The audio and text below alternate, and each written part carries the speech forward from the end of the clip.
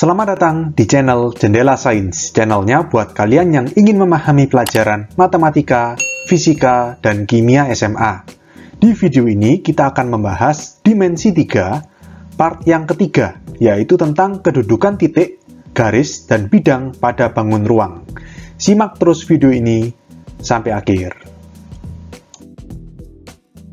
Berikutnya, kedudukan titik, garis, dan bidang pada bangun ruang. Tapi sebelumnya saya akan terangkan dulu pengertian dari titik, garis, dan bidang. Titik adalah suatu noktah yang hanya ditentukan letaknya dan tidak mempunyai ukuran. Ya, titik itu contohnya misalkan pada kubus ya titik-titik sudut itu A, B, C, D, E, F, G, H itu titik. Berikutnya, garis adalah himpunan dari titik-titik. Jadi kalau titik-titik itu kalian susun berjajar, membentuk kelompok atau himpunan yang sangat banyak jumlahnya, maka terjadi garis. Kalau contohnya di kubus balok atau prisma limas, garis itu ya rusuk.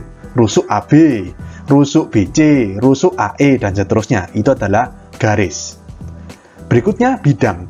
Bidang adalah perluasan dari beberapa titik atau garis yang mempunyai ukuran panjang dan lebar. Jadi bidang ini mempunyai dua dimensi, panjang dan lebar.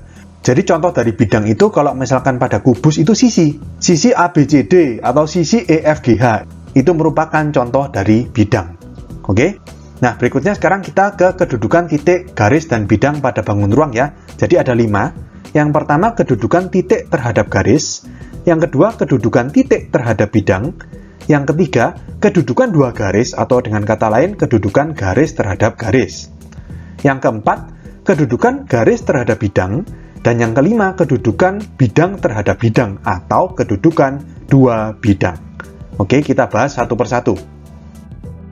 Jadi misalkan di sini ada kubus A, B, C, D, E, F, G, H. Lalu pada perpanjangan rusuk AB, ini ada titik P. Jadi titik P ini terletak pada perpanjangan garis atau rusuk AB ya. Maka yang pertama adalah kedudukan titik terhadap garis. Ada dua macam kemungkinan kedudukan titik terhadap garis. Yang pertama, titik terletak pada garis. Yang kedua, titik tidak terletak pada garis atau titik terletak di luar garis. Contohnya, titik terletak pada garis itu titik P dan garis AB. Titik P kan di sini, garis AB kan di sini. Loh, mungkin kalian bertanya, garis AB kan cuma dari sini sampai sini. Titik P kan sebenarnya nggak terletak pada garis AB. Memang, titik P itu pada perpanjangannya AB. Tapi definisi garis AB di sini bukan hanya garis yang menghubungkan titik A dan titik B. Garis AB bisa kita perpanjang ke kiri sampai tak terhingga jauhnya, dan juga ke kanan sampai tak terhingga jauhnya. Ya, jadi di sini bisa kita katakan titik P terletak pada garis AB. Oke. Nah, kalau titik yang tidak terletak pada garis atau titik terletak di luar garis, contohnya adalah titik E dan garis AB. Titik E kan di sini, di atas ini. Garis AB kan ini. Mau kalian perpanjang ke kiri sampai sejauh apapun dan ke kanan sampai sejauh apapun, tidak akan melewati titik E. Karena titik E terletak di luar garis. Paham ya? Berikutnya, kedudukan titik terhadap bidang. Sama, ada dua kemungkinan. Titik terletak pada bidang dan titik tidak terletak pada bidang atau titik terletak di luar bidang. Contohnya yang terletak pada bidang itu titik P dan bidang ABCD. Bidang ABCD itu kalau kalian lihat adalah bidang alas yang berbentuk persegi. Ini ya, bidang alas kubus ini ABCD. Titik P itu di sini. Nah, mungkin kalian bertanya lagi, titik P kan di luarnya persegi ini. Iya. Tapi sama, bidang ABCD di sini definisinya bukan semata-mata hanya persegi ini aja. Bidang ABCD bisa kita perluas ke depan, ke belakang, ke kiri, ke kanan, sampai tak terhingga jauhnya.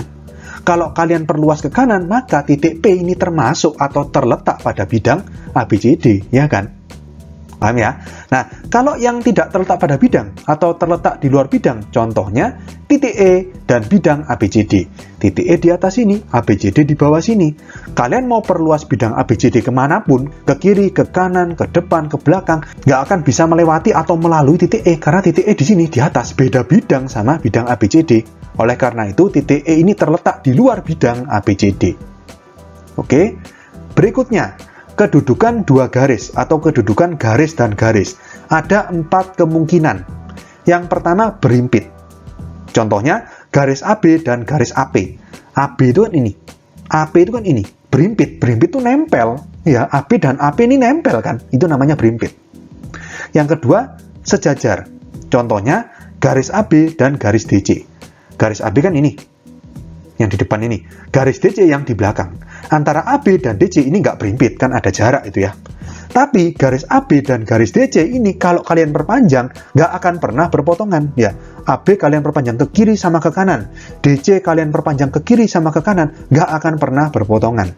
Jadi dua garis yang sejajar tidak akan pernah berpotongan, sekalipun diperpanjang sejauh apapun. Berikutnya berpotongan. Contoh pada kubus adalah garis AP dan garis BC. Garis AP kan ini. Garis BC kan ini. Berpotongan antara AB dan BC berpotongan. Berpotongan di mana? Di titik B. Paham ya? Berikutnya bersilangan. Contohnya di sini garis AP dan garis FG. Kalau kalian lihat di sini garis AP kan yang ini. Lalu garis FG kan yang ini. Kalau kalian perpanjang garis AP dan garis FG ini juga nggak akan pernah berpotongan. AP kalian perpanjang ke kiri sama ke kanan sampai sejauh apapun, dan FG kalian perpanjang ke depan atau ke belakang sejauh apapun, nggak akan pernah berpotongan. Ya kan? Nah, terus apa bedanya bersilangan dengan sejajar? Sejajar tadi kan juga kalau kalian perpanjang sejauh apapun juga nggak akan berpotongan. Gini bedanya. Kalau sejajar itu terletak sebidang. Jadi antara AB sama DC itu terletak di bidang yang sama, yaitu bidang ABCD, bidang alas kubus. Kalau bersilangan, antara AB dan FG ini tidak sebidang. Jadi itu perbedaan antara sejajar dan bersilangan. Oke, saya ulangi ya. Persamaan sejajar dan bersilangan itu kalian perpanjang sampai sejauh apapun, kedua garis itu tidak akan berpotongan. Perbedaannya, sejajar itu kedua garis terletak di bidang yang sama atau sebidang. Kalau bersilangan, itu dua garis terletak di bidang yang berbeda atau tidak sebidang. Oke, paham ya? Berikutnya, kedudukan garis terhadap bidang. Ada 3 macam. Yang pertama, garis terletak pada bidang. Contohnya, garis AC dan bidang ABCD. Jadi di sini garis AC merupakan diagonal sisi dari alas kubus ya. Lalu bidang ABCD ya alas kubus itu. Jadi di sini garis AC terletak pada bidang ABCD. Jelas ya? Yang kedua, garis sejajar dengan bidang. Contohnya, garis EF dan bidang ABCD. Kalau kalian lihat garis EF itu kan yang rusuk atas ini. Bidang ABCD yang bawah ini, sisi alas ini. Garis EF kalau kalian perpanjang ke kiri sama ke kanan sejauh apapun, dan juga bidang ABCD kalian perluas ke kiri, ke kanan, ke depan, ke belakang sampai seluas apapun, maka garis tidak akan pernah menyentuh atau bahkan menembus bidang. Itulah dinamakan garis sejajar dengan bidang.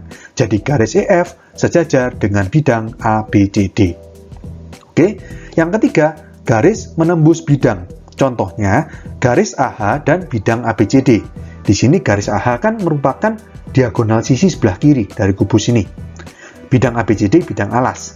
Garis AH ini menembus bidang ABCD di titik A. Ngerti ya? Jadi garis AH ini menembus bidang ABCD di titik A.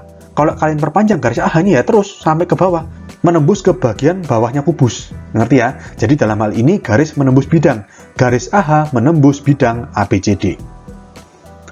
Yang terakhir, kedudukan bidang terhadap bidang atau kedudukan dua bidang. Ada 3 macam. Yang pertama berimpit. Contohnya bidang ACP dan bidang ABCD. ACP itu kan segitiga bentuknya ini ya, ACP, segitiga pada alas kubus. ABCD itu persegi juga pada alas kubus. Nah, tadi bidang kan saya sudah terangkan, bisa kita perluas ke kiri, ke kanan, ke belakang, ke depan. Jadi, bidang ACP sama ABCD kalau kalian perluas, ini merupakan bidang yang sama. Jadi, nempel itu ACP dengan ABCD. Atau dengan kata lain, bidang ACP berimpit dengan bidang ABCD. Oke, yang kedua, sejajar. Contohnya, bidang ABCD dan bidang EFGH. Bidang ABCD kan ini, alasnya kubus. Bidang EFGH kan tutupnya kubus. Kalau kalian perluas kedua bidang ini ke kiri, ke kanan, ke depan, ke belakang, maka tidak akan pernah berpotongan, ya kan? Karena ini di bawah, ini di atas. Ya, nggak akan pernah berpotongan antara bidang ABCD dengan bidang EFGH. Itulah namanya dua bidang yang sejajar. Yang terakhir, dua bidang yang saling berpotongan. Contohnya, bidang ABCD dan bidang BCGF. ABCD itu bidang alas kubus. BCGF itu sisi sebelah kanan dari kubus ini. Ya, dua bidang yang saling berpotongan itu perpotongannya berbentuk garis. Ngerti ya? Ingat ya, dua bidang yang berpotongan itu perpotongannya berbentuk garis. Dalam hal ini, perpotongan bidang ABCD dan BCGF itu adalah garis BC. Paham ya? Oke, sekian untuk video kali ini. Untuk melihat playlist lengkap dari bab ini, bisa kalian klik thumbnail yang ada di sebelah kanan atas ini. Jika ada pertanyaan, saran, maupun kritik, bisa kalian tulis di kolom komentar. Semoga bermanfaat dan sampai jumpa di video selanjutnya.